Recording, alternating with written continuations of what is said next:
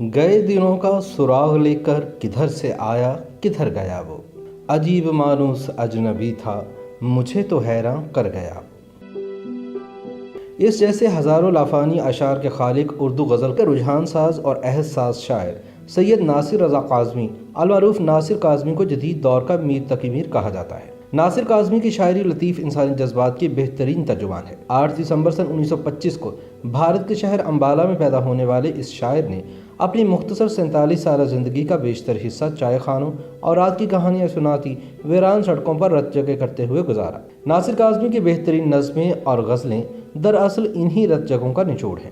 ویسے تو ناصر کاظمی نے شاعری میں اپنی لفظیات اور حسیات کے پیمانے رومانوی رکھے، لیکن اس کے باوجود ان کا کلام عصر حاضر کے مسائل سے جڑا ہے۔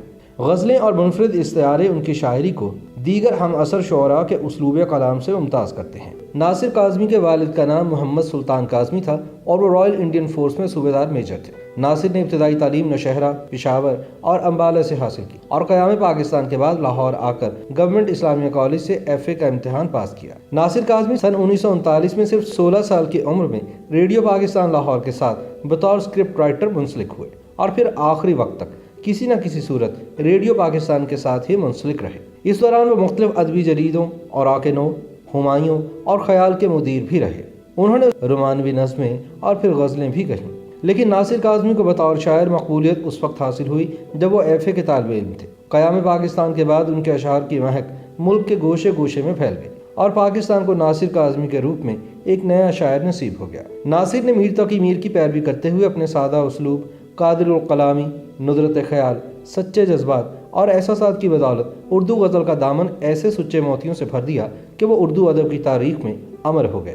ناصر کاظمی کا پہلا شعری مجموعہ برگ نئے کے نام سے سن 1952 میں شائع ہوا۔ ان کے دیگر شعری مجموعوں میں پہلی بارش، نشاط خواب، دیوان اور سر کی چھایا شامل ہے۔ ناصر معروف ادبی رسالوں اوراق نو، ہمایوں اور خیال کی مجلس ادارت میں بھی شامل رہے۔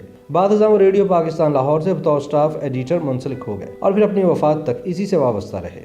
ناصر کلاسیکل شعراء میں سے سب سے زیادہ میر تقی میر سے متاثر ہوئے۔ اس کے علاوہ وہ فراق، غالب اور دیگر اساتذہ کے کلام سے بھی اکتساب فیض کرتے رہے۔ ناصر کی مشہور غزلوں میں دل دھڑکنے کا سبب یاد آیا بھی شامل ہے۔ ناصر کاظمی نے برصغیر کی آزادی کے ہنگام کو دیکھا اور اس کے ہمراہ آنے والے دکھ اور آلام ان کی روح کو جھنجھوڑ گئے۔ ہجرت کے صدمے سے دوچار ناصر کاظمی نے اپنے کرب اور تکلیف کو اپنی شاعری میں بیان کیا ہے۔ ناصر نے سادہ انداز میں ایسی گہری باتیں کی ہیں کہ سننے والا دنگ رہ جاتا ہے۔ ان کی شاعری پر آواز کا جادو جگا کر کئی غزل گائک بام عروج تک پہنچ گئے۔ ناصر کاظمی نے 2 مارچ سن 1972 کو معدے کے کینسر کی وجہ سے اس دار فانی سے کوچ کیا۔ وہ ایک سچے تخلیق کار تھے اور وہی لکھتے تھے جو محسوس کرتے۔ معروف ادیب ممتاز مفتی نے ناصر کاظمی کے بارے میں کہا تھا کہ ناصر نہ صرف شاعر تھے بلکہ شاعر دکھائی بھی دیتے تھے۔ مارچ سن 1972 میں سخن کی یہ شمع گل تو ہو گئی، لیکن لاہور کی مال روڈ آج بھی اپنے اس شب بیدار شاعر کے قدموں کی چاپ کی منتظر رہتی ہے۔